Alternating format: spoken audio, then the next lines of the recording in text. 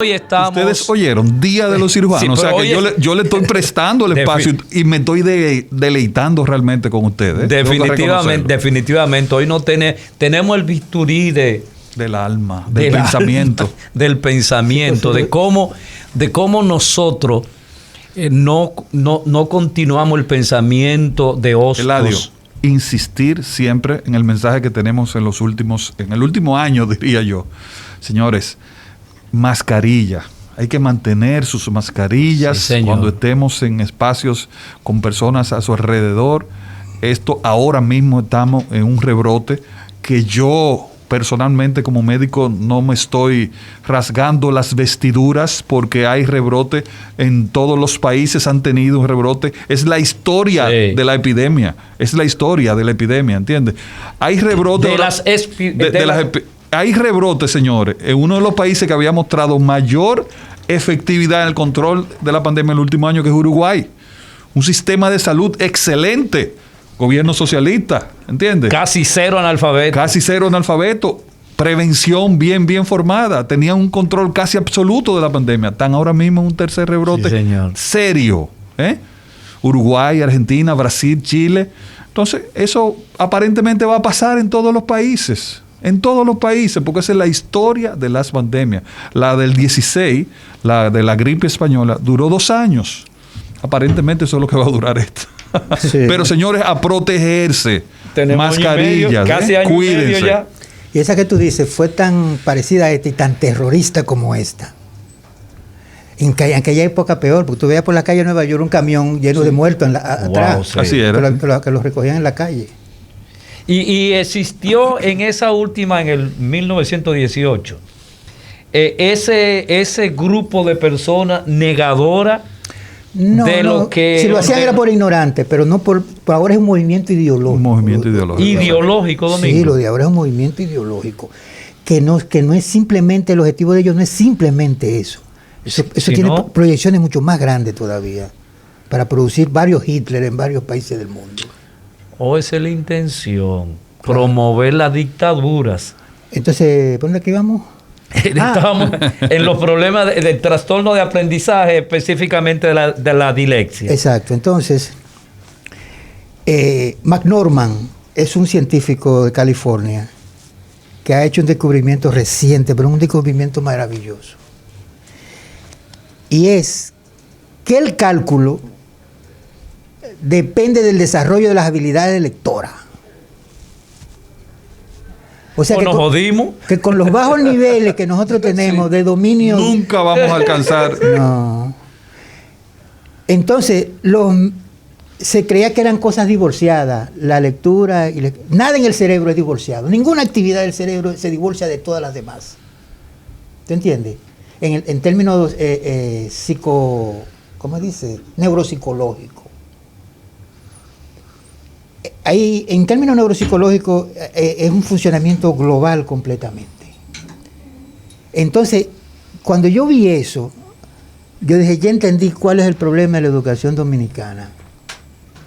Dislexia y discalculia. ¿Y qué lleva la discalculia? La dislexia. Porque ¿cómo tú aprendes matemática? Leyendo. Exacto. Tú aprendes matemática leyendo y escribiendo. Entonces, si la primera vía, que es la de tú vas a recibir toda esa información, está dañada, el producto no puede salir bien. El cuco en las universidades son las matemáticas. El cuco, cuando ella era un niño, era lo que ella decía, la lectura comprensiva. La lectura que tenía que pararte como debía de ser, agarrar el libro como tenía que ser, si no recibe un reglazo en la mano. Y tú te encuentras un niño como Pedro Enrique Ureña, que a los 10, 11 años leía novelas como un loco de los clásicos de la literatura española. Y una vez vino un circo de esos que venían antes. Sí. Y él fue a comprar un libro. Y el tipo le dijo, mira, yo tengo este librito de cuentos. Y dice, yo no quiero eso. Y le daba cosas de niño. Y él, no, que no es eso, yo te estoy diciendo de que yo quede Quevedo, que me consiga esa. Y pasó el papá, Enrique, mire, señor, lo que el niño quiere, di que ese libro. Dice, véndaselo. Dijo, véndaselo. Y así fue que se lo vendió. ¿Tú ves? Entonces la vía para el desarrollo psíquico del cerebro es la lectura. La matemática va a venir después del dominio de la lectura. Entonces ahí es que nosotros tenemos que poner énfasis. O sea que estamos hablando desde la prácticamente kindergarten. Desde el principio de la educación. Desde antes de entrar a la escuela. Porque cuando yo era pequeñito así, el drama mío era usar los dedos para contar. Si esto era 3, si esto era 2. A veces me mandaban al colmado. ¿Cuánto es? Yo decía, eso. ¿Me entiendes? Y eso es una herencia del hombre primitivo allá en el Pleistoceno. Porque para poder sobrevivir tenía que desarrollar la habilidad para calcular, contar. Entonces yo, relajándolo con los estudiantes, les digo, mira, yo cuando antes de tú venir yo tenía esos chivitos, 5. Le decía con los dedos 5. Tú viniste y después que tú te fuiste, ahora más tengo esos chivitos. Así que búscame esos chivitos. Búscame mis 2 chivitos que me faltan. Porque tú no podías sobrevivir. Lida Cosmide y John Tooby le llaman a eso... Dos evolucionistas. Forks. Entonces ellos hablan de fork psychology, fork biology, fork mathematics. Para tú sobrevivir. Y fork physics. El fork biology era para tú saber si la planta era venenosa o no venenosa. Fueron procesos humanos de detección. Comerse algo. Ese se cayó y murió. Ya ese árbol, tú no puedes comer de ese árbol. Y todavía seguimos así, en el fondo. El for mathematics, para tú contar y saber lo que tenía. El for physics era, si tú veías que una piedra viene bajando a velocidad por esa bajada y tú estás en la misma línea, tú tenías que percibir que te iba a pasar por encima. Si tú no tenías esa habilidad para moverte, es el for physics, la percepción del movimiento, ese tipo de cosas, no podías sobrevivir. Ahora es lo mismo, lo único que ahora tenemos una serie de recursos técnicos y ese tipo de cosas que supuestamente debían facilitar el asunto. Entonces, hasta que nosotros... O sea, Domingo, que nosotros estamos a años luz de conectarnos con la realidad del conocimiento, del pensamiento, de la dicalculia y de la dilexia. Sí, necesitamos más cuentistas, más novelistas y junto con eso, gente con habilidades matemáticas. Y ya vemos, como le acabo de decir, que para desarrollar las habilidades matemáticas tiene que tener desarrolladas las habilidades de lectura y escritura. Es fundamental eso.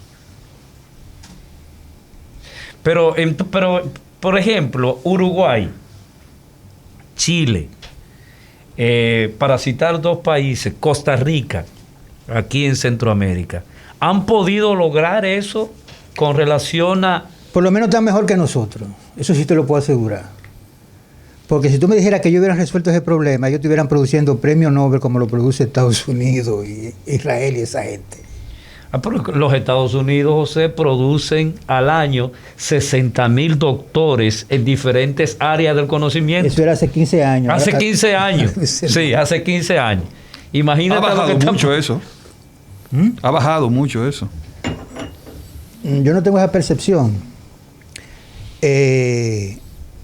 Lo que yo veo que sí, cada vez esas universidades como Stanford, el MIT, ese tipo de cosas viven siempre de punta. Cuando se hace el ranking mundial, 25 de las 100 mejores universidades del mundo son norteamericanas. No, claro, estamos claros. En el área, por ejemplo, con estas deficiencias, ustedes dos como profesores de la Universidad Autónoma de Santo Domingo, con toda esa deficiencia, ustedes forman, en el caso tuyo, Domingo, psicólogos, en el caso tuyo, José, médicos. ¿Cuál es el resultado, según su apreciación, en términos de conocimiento acumulado en esas 2 áreas? O sea, cuando usted tira ya el médico que se fue... No, yo te voy a decir mi experiencia. Breve, te voy a decir una palabra para dejarte tú hablar. Para mí, mala. Sí. Muy mala. Oye. Wow. El que hace lo que yo hago se convierte es percibido como un monstruo. El enemigo que me quiere impedir que yo salga graduado de esta universidad. Ese no es el propósito mío. El propósito mío. Yo le digo a ellos, miren, cuando un profesor ve que un estudiante hace una cosa bien hecha, se pone orgulloso y contento. Eso es así. Y se le enseña a los otros profesores. Eso es así. Mira esto. Un profesor no quiere busca fulana que esa sabe. Usted no quiere, el profesor suyo no quiere que se queme. Él goza y disfruta los triunfos de usted cuando hacen las cosas bien. Sí. Y le digo en el lenguaje de ellos. Y se quilla cuando tú lo haces mal. ¿Te entiendes? Y yo terminaré. O sea, yo tengo 20 años en la universidad. ¿Sabes cuál es mi categoría de profesor? Adscrito. Yo tengo 22 años en la universidad también. Pero adscrito. Tú debes ser... ¿Cómo se llama la segunda? Yo ni sé cuál es. Pero ustedes no sienten... Oye, espérate. ¿Tú sabes qué significa eso? Que hay gente que entró después de mí y ya tiene la segunda. La directora me dijo, pero Domingo, eso no significa dinero. A mí no me interesa el dinero. Le dije, yo lo que quiero es irme con cantidad, porque yo no voy a durar el tiempo suficiente para irme como titular. Yo no aspiro a eso. Yo en par de 3 o 4 años ya yo me voy. Entonces, ese profesor que te exige, que te chequea bien las cosas, ese no es bien visto. No es bien visto porque hay una masa grande de personas que entran a la universidad a buscar lo fácil. El profesor bueno es el fácil, el que te pone, no te pone trabajo, pone unos trabajos de cartulina, que yo no sé cómo todavía en el siglo XXI, trabajo de cartulina. No, tú estás relajando. No se rían. Eso yo lo he visto en la universidad, con respeto a mi colega que lo hace, exacto. El que no te exige, el que no se actualiza. Por ejemplo, hay una serie de profesores en todas las universidades dando el mismo material hace 15 años. Hace 15 años, ¿entiendes? Y en la UAS, por ejemplo, yo siempre le doy el primer día, la mitad de la primera clase, es hablando de las cosas, por ejemplo, de la importancia en medicina de comprar libros. De comprar libros. Y le ponía el ejemplo como nosotros lo hacíamos en mi época, que no teníamos... yo siempre fui en clase media baja, no alta. ¿Entiendes? Pero nosotros lo que hacíamos era que comprábamos un libro y entre 5 tirábamos 4 copias y rifábamos el que se quedaba con el original. ¿Y a cuántos estudiantes tú Pero usted tiene que leer. No, a nadie. A nadie. Yo lo que veo. No, antes. El típico era que un estudiante tenía 1 o 2 libros en la mano. 1 o 2 libros en la mano. Ahora yo no veo a ninguno con un libro andando con yo he bautizado lo que en la UAS se llama macoteca. Yo no sé si alguien lo hace. Sí, que los estudiantes terminan con una rumba de macota y de fotocopia en su casa. Hay estructuras en la UAS que venden la fotocopia. El material de fulano está en tal fotocopia. Sí, señores, y nosotros los profesores estimulamos eso. Y yo no sé si hay hasta ganancia económica por ese lado. Estimulamos eso. El material está como en la escalera, en el túnel, qué sé yo. Señores, en vez de estimular a los muchachos que compren libros, yo les digo, mire, hay días que yo le vengo a dar clase a ustedes aquí, que yo salí de una cirugía de 6 horas y le vengo a dar clase responsablemente, pero mi mente no está quizás lo clara que debería estar para yo transmitirle algunas informaciones. Sí. Por eso ustedes tienen que ir esta noche al libro y corroborarla y limpiar esa información. El trabajo final mío es un resumen del libro. Yeah. Usted me dijo, profesor, pero el libro tiene 16, ¿es 16 o son 12? Yo dije el libro entero. Profesor, ¿por qué no puso 60? Del doctor Guerrero Heredia. Para que la hagas. Regresamos. Pero alguna cosa sacó del aire ahorita. Una cosa interesante. Domingo, tú has manifestado de que teóricamente cuando uno estudia una carrera, debe terminar con el 75% de los libros de texto, o sea, del pensum. Un 75% tú tienes que tenerlo en tu biblioteca, ya sea física o virtual. Tú debes tener eso como la herramienta que te va a permitir estar actualizado permanentemente. Yo no sé si yo te dije 75, pero deben ser todos. Y más, porque a veces uno encuentra otro. Yo vivía en las librerías, visitando las librerías, los puestos de libros usados, ahí en La Mella. Yo vivía chequeando todo eso. Habían varios amigos míos que vendían libros de porque, eso. Por ejemplo, hay acontecimientos y temas de la actualidad. En psicología, por ejemplo, tenemos la psicología evolucionista, que trata cosas como, por ejemplo, que ya hemos señalado aquí, hemos dado pincelazo, Domingo, acerca de por qué hay una relación entre la infidelidad y la ovulación, en términos de que la psicología y la medicina han descrito de que la mujer en momento determinado puede estar ovulando y no darse cuenta de que ese proceso... No. ¿Cómo es? No, ella sí sabe que está ovulando. Sabe que está ovulando. Está ovulando. El que no sabe que está ovulando es el varón o los varones. Ok. Porque ese es un problema para las mujeres.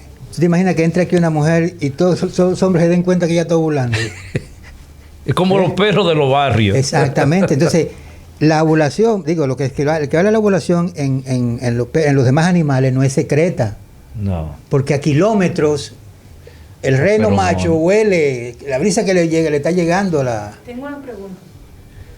¿Es verdad que cuando la mujer está ovulando hay indicadores que son, por ejemplo, percibidos a nivel inconsciente, como que el tono de la voz es más agudo o que hay Los ojos son más brillosos. o que hay ciertas condiciones Es físicas más atractiva. que pueden ser a Es nivel más atractiva. inconsciente en Incluso el cuando tú le das varón? la mano, que la siente calientita,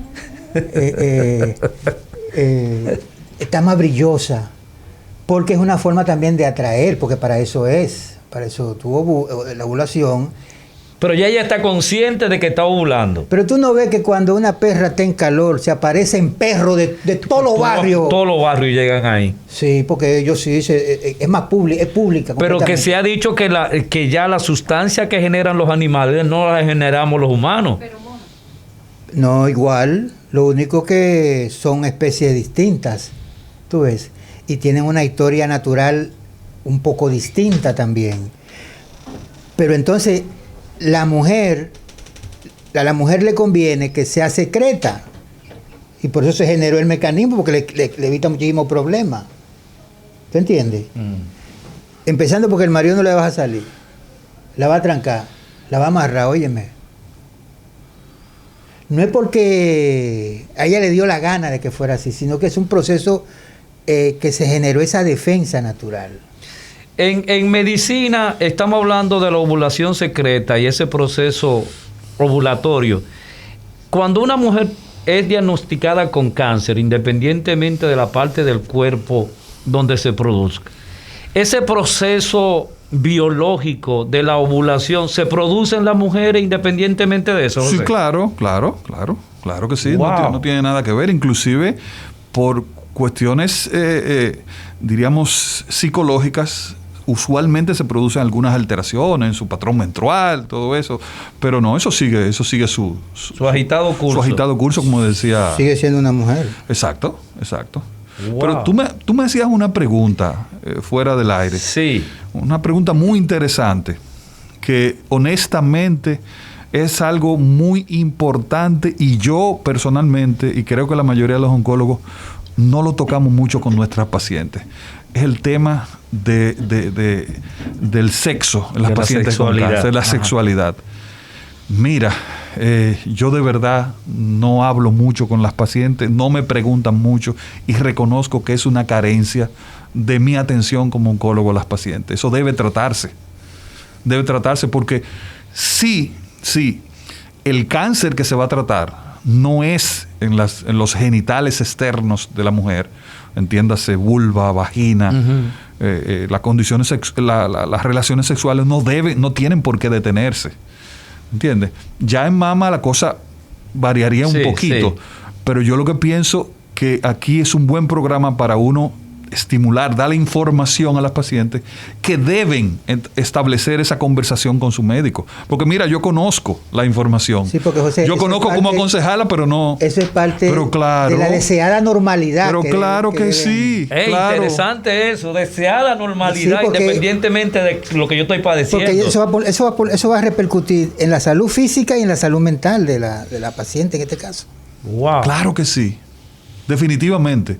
Y de verdad que me confieso y le pido perdón públicamente a todas mis pacientes porque no le trato el tema y podría verse como que no me importa porque no se lo trato, pero realmente es demasiado importante. Y debe estar en la conciencia del varón de que eso no impide. De que la vida debe continuar independientemente No impide. de eso. Ese es uno de los mensajes de este programa. Eso no impide.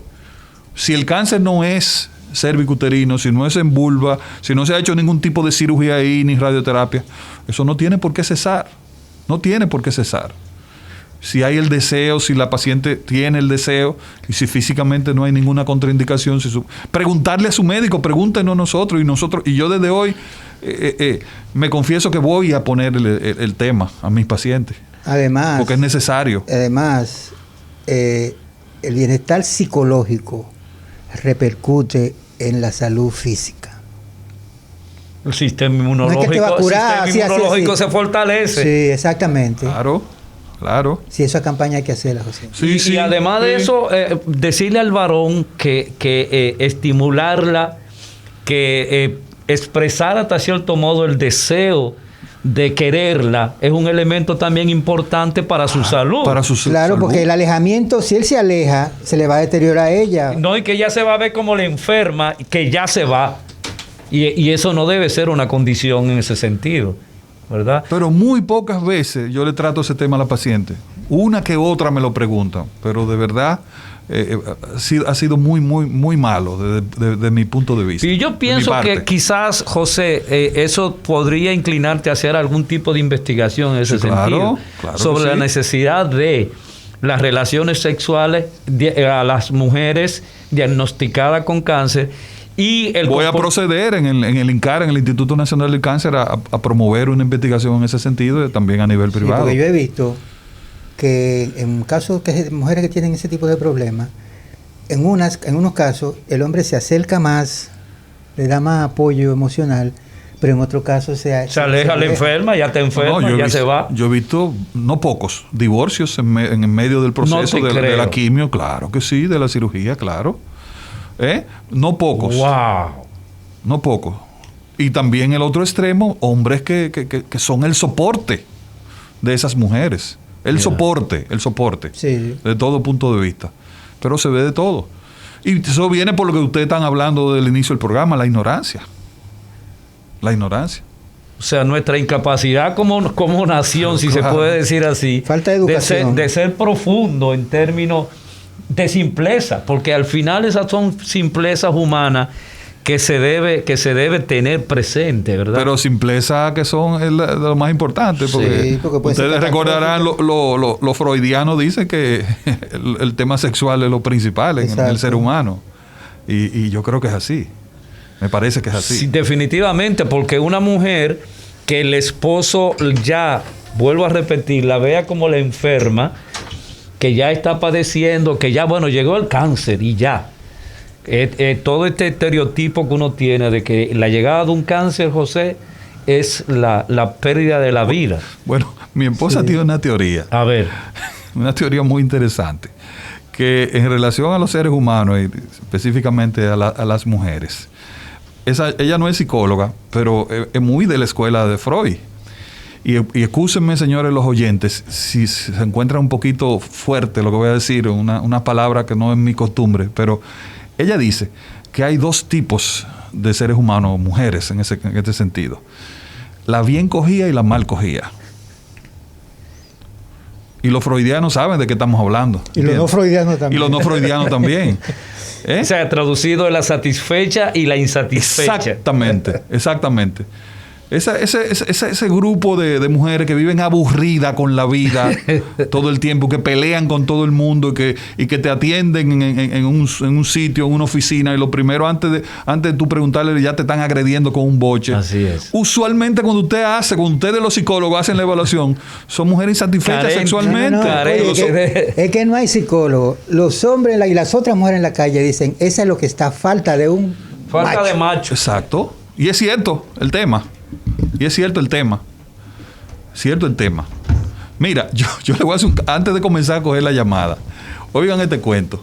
Yo estoy una Navidad, hace como 7, 8 Navidades, nos fuimos la familia entera a un apartamento ahí que nos prestaron en la playa. No era de nosotros. Entonces era 31 de diciembre, mi esposo y yo bajamos como a las 4 de la tarde ahí en la playa, había poca gente. Pusimos una musiquita, a nosotros nos gusta mucho la música, tú lo dijiste ahorita, Y sonó un disco muy bonito que nos gusta de Gilberto Santa Rosa, un bolero. Bueno, le digo ahorita cuál bolero. Mi esposa y yo nos paramos a bailar ese bolero en la playa. Como a 500 metros había un grupo de personas. Vino caminando desde allá una mujer. Se nos acercó donde nosotros estábamos bailando un bolero de Gilberto Santa Rosa. Wow. Y nos dijo, ¿pueden bajar la música que nos molesta? Que yo, bueno, está bien, bajamos la música. Cuando minutos después vimos bajar de los apartamentos que quedaban frente a la playa ahí en Samaná, al esposo, el esposo evidentemente no quiero tampoco hacer cosas, sí, pero tenía un comportamiento, unos ademanes medio femeninos, ¿entiendes? O sea, parece, y después de averiguar me dijeron que él es gay, el señor, ¿entiendes? Por lo tanto, según mi esposa, esa era una insatisfecha, ¿entiendes? Porque, señor, estamos como a 500 metros. Me provoquen, estamos bailando un bolero. Por favor. Estamos bailando un bolero. Quédese tranquila ya y no joda. Envidiosa. Envidiosa. Me está provocando. Vamos a ir. Que no tengo con quién. Exactamente. Bueno, en esta mañana de misceláneo, nosotros quisiéramos escuchar sus opiniones acerca... No, suplemento. De suplemento, ok. Que los sábados que lo ponen. Quisiéramos escuchar sus aportaciones, sus comentarios, llamándonos al 809-682-9850. Repito, 809-682-9850. Y si usted está en cualquier esquina del mundo, usted puede hacerlo a través del 1-833-380-0062. Repito, 1-833-380-0062. Esto simplemente fue un aviso de lo que deben hacer varios programas, específicamente de cada uno de los temas, central y no central, que hemos tratado. Ok, sí, buenas. Buenas.